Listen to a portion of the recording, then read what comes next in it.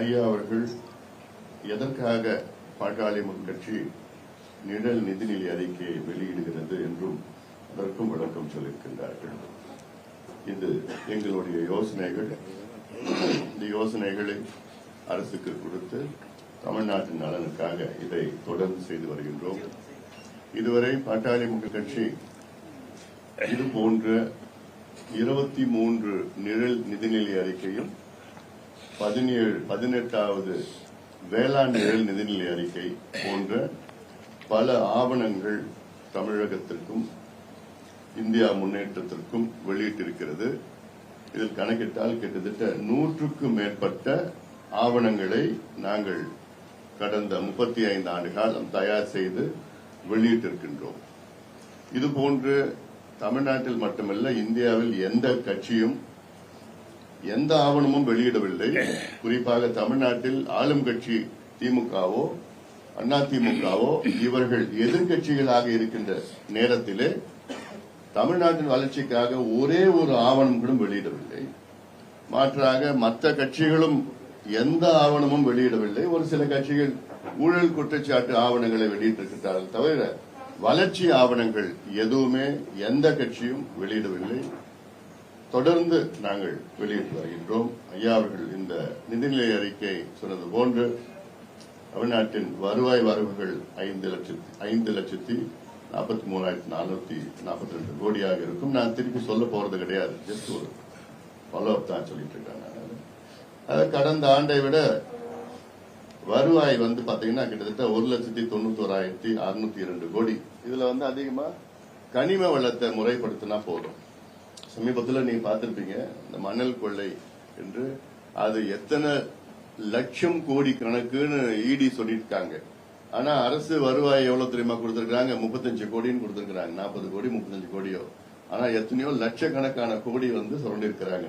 இதெல்லாம் சரிப்படுத்தினாலே போதும். அதெல்லாமல் வரி அல்லாத வருவாயாக 2,02,010 கோடி ஈட்டம் திட்டம் வருவதால் தான் இந்த அளவுக்கு அதிக வருவாய் சாத்தியமாகிறது.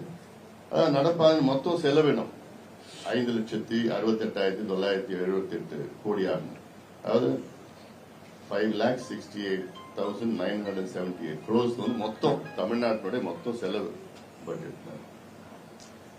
அதுல வருவாய் செலவினம், அது வருவாயில் எவ்வளவு, அதுல செலவினம் 4,97,123 கோடியாக இருக்கும். வருவாய் செலவினத்தில் கிட்டத்தட்ட 50,000 கோடி நிலுவையில் உள்ள கடனை அடைப்பதற்காக அசலாக செலுத்தப்படும். இதன்படி அடுத்த 10 ஆண்டுகளில், ஏன்னா தமிழ்நாட்டினுடைய கடன், நேரடி கடன் சமீபத்தில் எங்களுடைய பொருளாதார ஆய்வறிக்கையில வெளியிட்டிருக்கிறோம். 9,55,000 கோடி தமிழ்நாட்டின் நேரடி கடன். அது இல்லாமல் பொதுத்துறை, போக்குவரத்து துறை, மின்சாரத்துறை, அத்தத்துறை எல்லாம் சேர்த்து பாத்தீங்கன்னா கிட்டத்தட்ட 15 லட்சம் கோடி கடன். அதனால இதுல அதிக கூடுதல் வருவாய் எங்க பட்ஜெட்ல கூடுதல் வருவாய் இது போன்ற முறைப்படுத்தினால் போதும் சொல்லிட்டு கூடுதல் வருவாய் 50,000 கோடியில கடனை அசல அடிச்சிடா போதும். ஏன்னா இப்ப வட்டி தான் அடிச்சிட்டு இருக்காங்க. தமிழ்நாடு அரசு ஆண்டிற்கு தோராயமா 1,20,000 கோடி வட்டியை கொடுத்துட்டு இருக்காங்க. அசல் இன்னும் அடைக்கல. எங்க பட்ஜெட்ல அசல் அடைக்கிறதுக்கு 50,000 கோடி 10 ஆண்டுகள்ல அசல் குறைய வட்டியும் குறையும், நமக்கு அது கடனும் குறையும். தமிழ்நாட்டில் நடப்பாண்டுல 2 லட்சம் பேருக்கு அரசு வேலை. ஏன்னா அரசு வேலை ஒரு காலம் தமிழ்நாட்டில் 12 லட்சம் இருந்தது. இப்ப கிட்டத்தட்ட 6 லட்சமா குறைஞ்சிருச்சு. திமுக ஆட்சி வருவதற்கு முன்பு அவங்க வாக்குறுதி கொடுத்தாங்க, நாங்க ஆட்சிக்கு வந்தவுடன் 10 லட்சம் பேர் அரசு வேலைக்கு உருவாக்குவோம் என்று சொன்னார்கள். ஆனா உண்மையிலே அவ்வளவு நடக்கல. இது வரைக்கும் 4 ஆண்டு காலம் திமுக அரசு ஆட்சிக்கு வந்தவுடன் 37,000 பேருக்கு தான் அரசு வேலை வழங்கியிருக்கிறார்கள். அதுல 32,000 பேருக்கு கூடுதலாக வழங்கியிருக்கு. அது நிரந்தரம் கிடையாது, டெம்பரரி. நிரந்தரமா 37,000 பேருக்கு தான் வேலை வாங்கி கொடுத்திருக்கிறாங்க. ஆனா சொல்றது 10 லட்சம் பேரு. ஆனா எங்க பட்ஜெட்ல அடுத்த ஆண்டு ஓராண்டிலே 2 லட்சம் பேருக்கு வேலை, அரசு வேலை, தமிழ்நாட்டு அரசு வேலை 1,20,000, அதாவது 1,20,20 லட்சம் பேர் காத்திருக்கிறாங்க வேலைக்காக.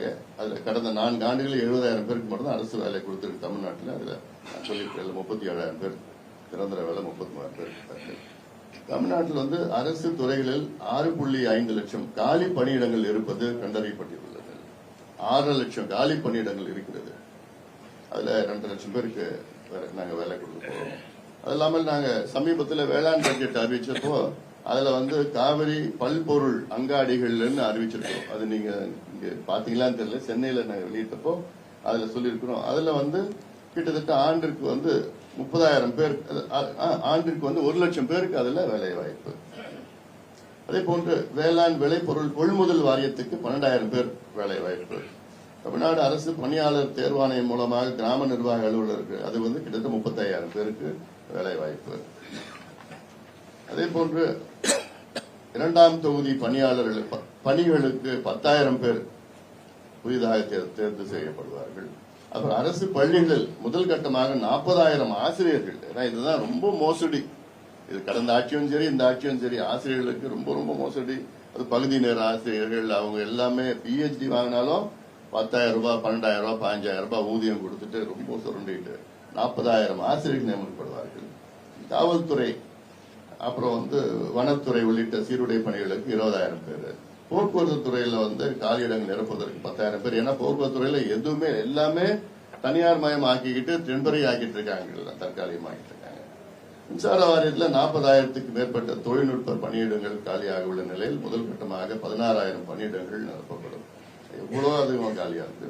அப்புறம் மருத்துவத்துறையில் அரசு மருத்துவமனைகள் மற்றும் ஆரம்ப சுகாதார நிலையங்கள் 4,000 மருத்துவர்கள், 3,000 மருத்துவத்துறை பணியாளர்கள் என மொத்தம் 7,000 பேர் நியமிக்கப்படுவார்கள். ஆக அடுத்த 4 ஆண்டுகளில் 7,5 லட்சம் பேருக்கு அரசு வேலை. 4 ஆண்டுகளில் எங்களை பொறுத்த வரைக்கும் 7,5 லட்சம் பேருக்கு அரசு வேலை கொடுக்க திட்டம் இருக்குல்ல. அதே போன்று தமிழ்நாட்டில் உள்ள தனியார் தொழில் நிறுவனங்களில் 80 விழுக்காடு தமிழ்நாட்டை சார்ந்தவர்களுக்கு வேலை வாய்ப்பு வகுப்போம் என்று சட்டம் நிறைவேற்றப்படும். திமுக ஆட்சிக்கு 4 ஆண்டுகள்ல ஏமாத்திட்டாங்க. இது ஒரு முக்கியமான தேர்தல் அறிக்கையா சொன்னாங்க. நாங்க ஆட்சிக்கு வந்த உடனே அரசு தனியார் துறைகளில் தமிழ்நாட்டில் தமிழர்களுக்கு வேலை முன்னுரிமை சொன்னாங்க. அது நாங்க சொல்லி கிட்டத்தட்ட அதுல 40,000 வருமானம், அதாவது 40,000 வருமானம் பெறுகின்ற பணியில 80 விழுக்காடு தமிழர்களுக்கு வேலை வழங்கப்படும். அப்புறம் 5 ஆண்டுகளில் 1 கோடி வேலை வாய்ப்புகள். இதுதான் ஐயா சொல்லியிருக்கிறார். 5 ஆண்டுகளில் 1 கோடி பேர் தமிழ்நாட்டில் வேலை வாய்ப்புகள்.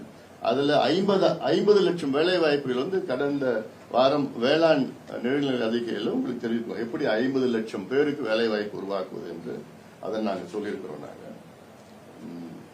அதுக்கப்புறம் வேளாண் மட்டும் இல்ல, தோட்டக்கலை எல்லாம் சேர்த்தான். அப்புறம் அரசு நிர்வாகத்தில் செயற்கை நுண்ணறிவு திறன், ஆர்டிபிஷியல் இன்டெலிஜென்ஸ் எல்லாம் இப்ப பள்ளிக்கூடத்திலயும் சரி, ஆபீஸ்லயும் சரி, அலுவலகத்திலயும் சரி, அவங்களுக்கு எல்லாத்துக்கும் பயிற்சி கொடுத்து அதை கொண்டு வர திட்டமிட்டிருக்கின்றோம். சாதிவாரி கணக்கெடுப்பு நடத்த கிட்டத்தட்ட 400 கோடி.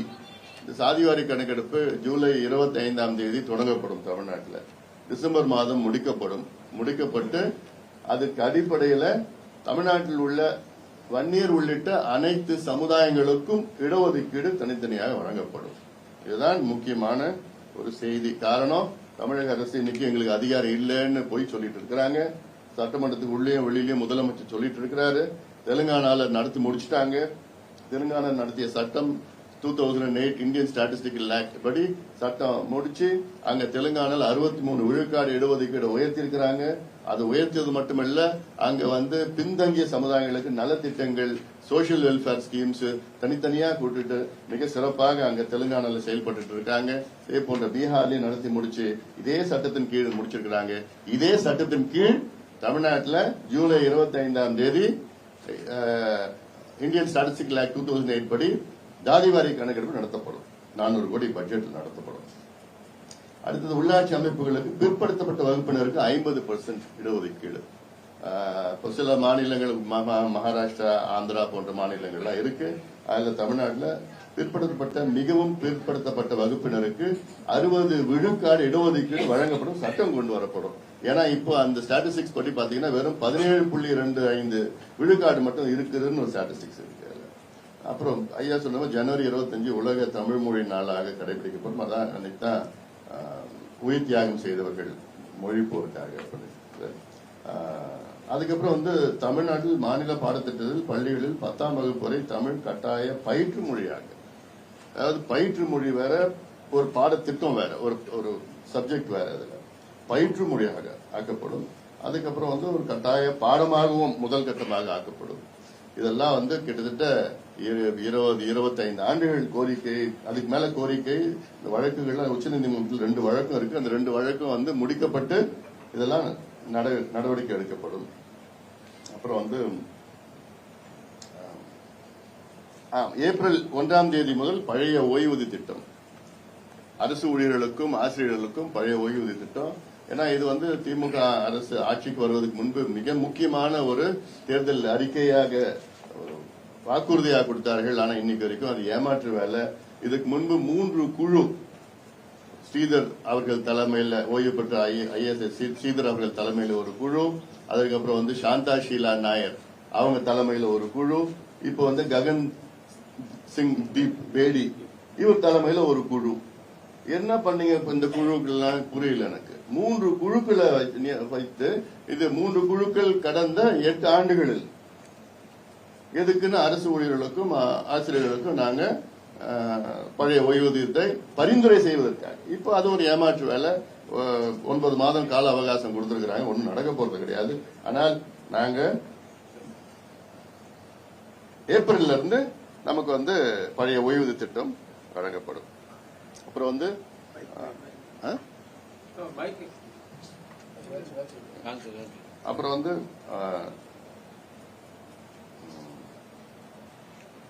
அரசு போக்குவரத்து கழக ஓய்வூதியர்களுக்கு முழு அகவிலைப்படி உயர்வு, அதாவது இதை வழங்க வேண்டியது கிட்டத்தட்ட 246% அகவிலைப்படி உயர்வு ஏப்ரல் மாதம் முதல் வழங்கப்படும். இதற்காக 2000 கோடி நிதி ஒதுக்கீடு செய்யப்படும். அதுல அப்புறம் வந்து புதிய மருத்துவ காப்பீடும் பயிர் காப்பீடும். இதற்கு வந்து கடந்த வாரம் விவசாய பட்ஜெட்ல வந்து புதிய பயிர் காப்பீடுக்காக அரசே வந்து ஒரு பயிர் காப்பீடு நிறுவனம் தமிழக அரசு நடத்தும் என்று, அதே போன்ற மருத்துவ காப்பீடுக்கும் பாத்தீங்கன்னா ஒரு புதிய நிறுவனம், மருத்துவ காப்பீடுக்காக புதிய நிறுவனம் அரசு, தமிழக அரசு தொடங்கி 2மே தமிழக அரசே இது செயல்படுத்தப்படும். அப்புறம் வந்து ஐயா சொன்னது போல மே 1 தேதியிலிருந்து மது விலக்கு, தமிழ்நாட்டில் பூரண மது விலக்கு நடைமுறைப்படுத்தப்படும். தமிழ்நாட்டில் அனைத்து மது பீர் ஆலைகள் மூடப்படும். இதுதான் முக்கியமானது. இல்ல கஞ்சா உள்ளிட்ட போதைப் பொருட்கள் விற்பனை குறித்து தகவல் தந்தால் 10,000 ரூபாய் பரிசு. 10,000 ரூபாய்க்கு நிச்சயமா எல்லாரையும் காட்டி கொடுத்துருவாங்க. அதனால இது வந்து ஒரு கஞ்சா ஒழிக்கிறது ஒரு பெரிய வேலையே கிடையாது. இல்ல எங்கேயாவது ஒரு 10,000 இங்க விற்கிறான் அங்க விற்கிறான்னு சொன்னாலே போதும். போன் பண்ணா 10,000 ரூபாய் கிடைக்குதுன்னா சொல்லி கொடுத்துருவாங்க எல்லாம். அதனால இதெல்லாம் சாதாரணமா நினைச்சாங்கன்னா சாதாரணமா ஒழிக்கலாம். இல்ல அதனால இதெல்லாம் போதைப் பொருள் விற்பனையை தடுக்க தவறும் அதிகாரிகள், குறிப்பாக காவல்துறை அதிகாரிகள் பணி நீக்கப்படுவார்கள். அப்புறம் வந்து ஐயா சொன்னது கல்வி மருத்துவத்துறைக்கு 2.5 லட்சம் கோடி. இது வந்து பெரிய ஒரு பட்ஜெட் அலோகேஷன். ஐயா சொன்னது கோத்தாரி கமிஷன் ரிப்போர்ட் 6%, அதுக்கப்புறம் மருத்துவத்துக்கு 3%, 9% பட்ஜெட்ல கொடுக்கணும்னு இருக்குது. பட் ஆனா இவ்வளோ செய்ய முடியாது. ஏன்னா கிட்டத்தட்ட வந்து ஒரு 40-45 விழுக்காடு 2 துறைக்கு மட்டும் பண்ண முடியாத சூழல்ல வந்து இருக்குது. தமிழகத்தில் மும்மொழி கொள்கை நடைமுறைப்படுத்தப்படாது, இருமொழி கொள்கை தொடரும். மாநில கல்விக் கொள்கை வந்து 2025 ஏப்ரல் மாதம் வெளியிடப்படும். அரசு பள்ளிகளுக்கு மேம்படுத்த 36,000 கோடி நிதி ஒதுக்கீடு செய்யப்படும். பள்ளி கல்வி வளர்ச்சிக்கு தனி நிதியம் ஏற்படுத்தப்படும். அப்புறம் ஒரு தொகுதிக்கு, ஒரு MLA தொகுதிக்கு ஒரு அரசு கலை கல்லூரி. இன்னைக்கு கிட்டத்தட்ட ஒரு 164 கலை கல்லூரியில் இருக்கிறது. அது இன்னும் ஒரு 234 கலை கல்லூரியாக உயர்த்தப்படும். அப்புறம் 6 புதிய மருத்துவ கல்லூரிகள் தொடங்கப்படும். ஏன்னா இந்த 4 ஆண்டுகள் வந்து பாத்தீங்கன்னா ஒரே ஒரு மருத்துவ கல்லூரி கூட திமுக வந்து தொடங்கல. ரொம்ப மோசமானது இது. அதுல 6 கல்லூரிகள் தொடங்கப்படும்.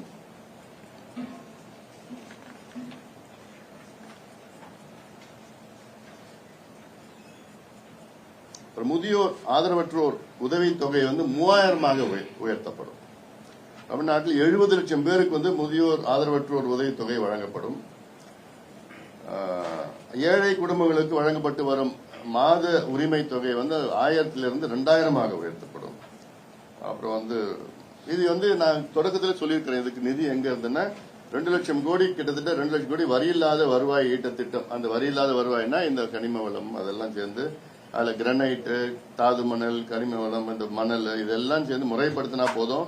அது இல்லாம நிர்வாகம், ஊழல் இல்லாம நிர்வாகத்தை கொண்டு வந்தாலே இது கிட்டத்தட்ட 2,10,000 கோடி ரூபாய் வருமானம் கூடுதலாக, வரி இல்லாத வருமானம் வந்து இதை கூடுதலாக உயர்த்தலாம்.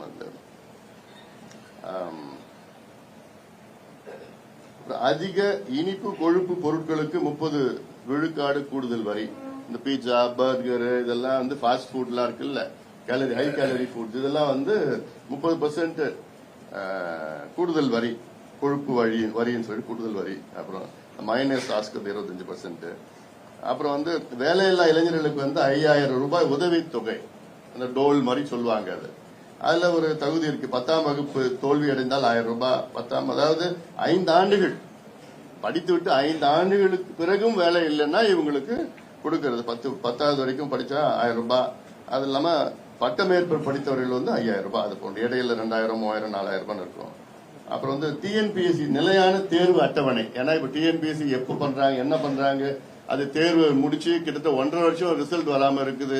இந்த பிள்ளைகளுக்கு என்ன பண்ண போறோம், எதிர்காலம் புரியாம இருக்கிறாங்க. இது வந்து ஏதோ ஆயிரக்கணக்கில் லட்சக்கணக்கான மாணவ மாணவிகளோ வேலையை தேடி இருக்கின்ற இளைஞர்கள் வந்து அவங்க வாழ்க்கை நிலை இல்லாத ஒரு சூழல் இருக்கிறாங்க. அப்புறம் பிற்படுத்தப்பட்ட சமுதாயங்களுக்கு தனி கார்பரேஷன் ஐயா சொல்லியிருக்கிறார். அது வந்து ஆந்திராவில் சிறப்பாக வெற்றிகரமாக கடைபிடிச்சிருக்கிறாங்க. அதுக்கு வந்து அந்த கார்பரேஷன் மூலமாக அடுத்த 5 ஆண்டுகளில் 3 லட்சம் கோடி ரூபாய் சம்பந்தமா நலத்திட்ட உதவிகள் வழங்கப்படும். அப்புறம் வந்து தொழில் முதலீடுகள் வெள்ளை அறிக்கை. ஏன்னா இப்ப தமிழ்நாட்டில் சொன்னாங்க, தமிழ்நாடு அரசு 10 லட்சம் கோடி ரூபாய்க்கு வந்து முதலீட்டாளர்கள் மாநாடு நடத்தணும். அதுல 10 லட்சம் கோடி ரூபாய்க்கு புரிந்துணர்வு ஒப்பந்தங்கள், மெமரண்டம் ஆஃப் அண்டர்ஸ்டாண்டிங், MOU வழங்கப்பட்டதுன்னு. அதுல எவ்வளவு முதலீடு வந்திருக்குது, எத்தனை பேருக்கு வேலை வாய்ப்பு வந்திருக்கு, வெள்ளறிக்கை கேட்டா கொடுக்கல. சோ அந்த வெள்ளறிக்கை எங்களுடைய நிதிநிலை அறிக்கையில இந்த வெள்ளறிக்கை வந்து எவ்வளவு நடந்திருக்கு வந்திருக்கு நாங்க இதுல கொண்டு வருவோம். அதுக்கப்புறம் தமிழ்நாட்டில் வந்து 5 இடங்களில் ஒருங்கிணைந்த தொழில் மண்டலங்கள் ஏற்படுத்தப்படும். அதுக்கப்புறம் தமிழ்நாடு சட்டசபை ஆண்டிற்கு 100 நாட்கள் 3 முறை கூடி குறைந்தது 100 நாட்கள் வந்து அதுல வந்து பிரச்சனைகளை குறித்து ஆக்கப்பூர்வமான விவாதம் நடத்தப்பட்டு அது வந்து லைவ் டெலிகாஸ்ட் நேரலையில் அது எல்லாத்துக்கும் வெளியில 8 லட்சமாக காட்டப்படும். அப்புறம் வந்து பேருந்து கட்டணம் உயர்த்தப்படாது. தேவையான எண்ணிக்கையில் புதிய பேருந்துகள் வாங்கப்படும். போக்குவரத்து கழக லாபத்தில் இயக்க நடவடிக்கை கட்டணம் உயர்த்தப்படாது. சென்னையில் அனைத்து பேருந்துகளிலும் இலவசமாக பயணிக்கலாம். சென்னையில தொடக்கத்துல சென்னையில, அதுக்கு பிறகு வந்து அது எப்படின்னு பார்த்துட்டு மற்ற மாநகராட்சியில வந்து கிட்டத்தட்ட 22 மாநகராட்சி இருக்குது, அதில் பண்ணிக்கலாம்ல. அப்புறம் வந்து சென்னையில வந்து பேருந்துகள் எண்ணிக்கை வந்து 6000 உயர்த்தப்படும். அப்புறம் வந்து காவல் ஆணையத்தின் பரிந்துரைகள் செயல்படுத்தப்படும்.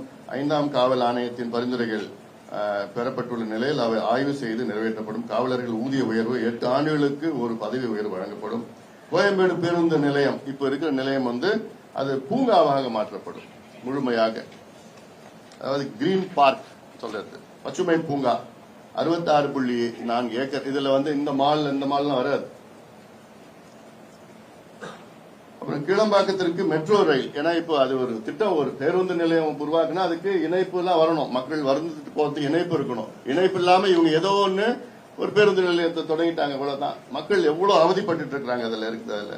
அதனால இதுல கிளம்பாக்கத்துக்கு மெட்ரோ ரயில் அதை கொடுப்பாங்க. அப்புறம் வலிமையான லோக் ஆயுக்தா, அப்புறம் பொது சேவை உரிமை சட்டம் அதெல்லாம் இந்த நிச்சயமா கொண்டு வரப்படும். மேகதான அணை நிச்சயமாக வராது. அதுக்கப்புறம் வந்து வேளாண்மை துறைக்கு 66,000 கோடி, பாசன திட்டத்துக்கு 20,000 கோடி. அதெல்லாம் உங்களுக்கு கடந்த வாரமே சொல்லியிருக்கிறோம் நம்ம அதுல எப்படி பண்ணிருக்கிறோம் சொல்லிட்டு. அப்புறம் வந்து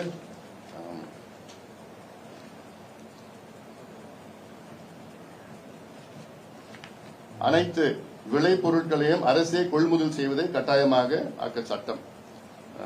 இதுவும் வந்து வேளாண் பட்ஜெட்ல சொல்லியிருக்கிறோம் நம்ம. அப்புறம் அதுல நிறைய அந்த காவிரி பல்பொருள் அண்டகாடிகள் எல்லாம் இருக்கு.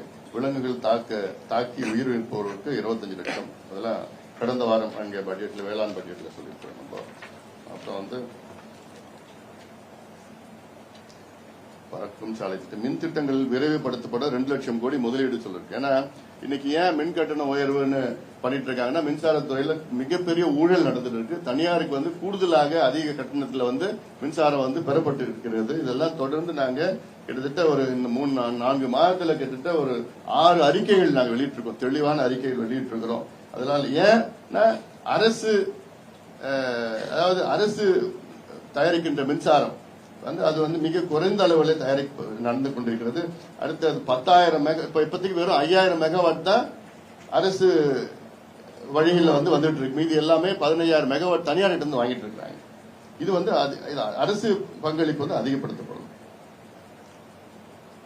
அப்புறம் காலநிலை செயல் திட்டம் காலநிலை மாற்றத்தை கட்டுப்படுத்தும் நோக்கில் தமிழக நகரங்களுக்கான காலநிலை செயல் திட்டம் Tamil Nadu urban areas climate action plan உடனடியாக உருவாக்கப்பட்டு செயல்படுத்தப்படும்.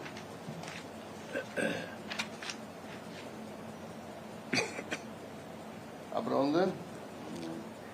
தமிழகத்தில் 26,883 சதுப்பு நிலங்களின் எல்லைகளுக்கு உடனடியாக வரையறை செய்யப்பட்டு சதுப்பு நிலங்கள் பாதுகாப்பு மற்றும் வேளாண்மை விதிகள் 2017 மற்றும் அதன் வழிகாட்டு நீதிகள் 2020 ஆகியவற்றின் கீழ் போர்க்கால அடிப்படையில் அறிவிக்கப்படும். ஏன்னா இது சம்பந்தமா உலக சதுப்பு நில நாள் அன்னைக்கே நாங்க ஒரு பிரச்சாரத்தை மேற்கொண்டிருக்கிறோம். தமிழ்நாடு சதுப்பு நிலம்னா நம்மளோட ஏரி, குளங்கள், குட்டைகள், கண்மாய்கள் தான். தமிழ்நாட்டில் 42,900 ஏரி, குளங்கள், கண்மாய்கள் இருக்கிறது. அதில் கிட்டத்தட்ட 26,800 ஏரி, குளங்கள், கண்மாய்கள் 5 ஏக்கருக்கு மேல் இருக்கிறது. இது அத்தனையும் வரையறை செய்து அது பாதுகாப்பு சட்டத்தின் கீழ் கொண்டு வந்தால் அதுக்கப்புறம் 1 ஏக்கர் கூட யாரும் ஆக்கிரமிப்பு செய்ய முடியாது. இதை செய்ய தவறி கொண்டிருக்கின்ற தமிழக அரசு கேட்டா நாங்க 100 ஏரிகளை வரையறை செய்து வச்சிருக்கிறோம், ஆனா இன்னும் நோட்டிஃபை பண்ணல. ஏன் நோட்டிஃபை பண்ணல?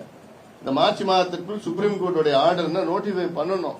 எல்லாமே இந்தியாவில் உள்ள எல்லாம் தமிழ்நாடு உள்ளிட்ட, பட் ஆனா செய்யற மனநிலையில இவங்க இல்ல.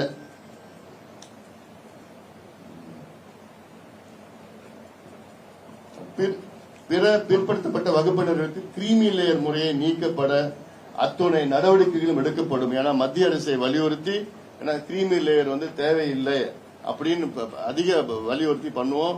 இப்ப இருக்கிற கிரீமி லேயர் 8 லட்சம் இருக்கு, அதை 14 லட்சமாக முதல் கட்டமாக உயர்த்த அனைத்து நடவடிக்கைகள் எடுக்கப்படும் மத்திய அரசை வலியுறுத்தி.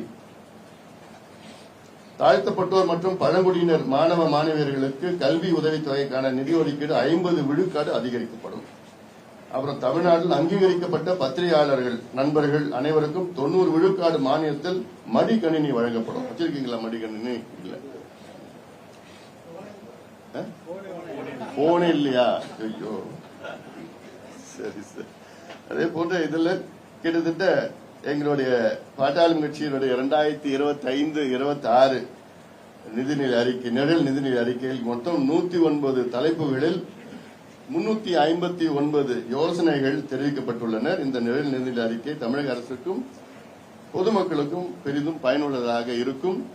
இது எல்லாத்துக்கும் அமைச்சர்கள், அதிகாரிகள், நீதித்துறை, கல்வித்துறை, பேராசிரியர்கள், அப்படி அத்தனை பேருக்கும் நாங்க தொடர்ந்து இது கொடுக்க திட்டமிட்டு இருக்கிறோம். இந்த வேளாண் நிதி அறிக்கை கொடுத்துட்டு தான் இருக்கிறோம், எல்லாத்தையும் கொடுத்துட்டு தான் இருக்கிறோம்.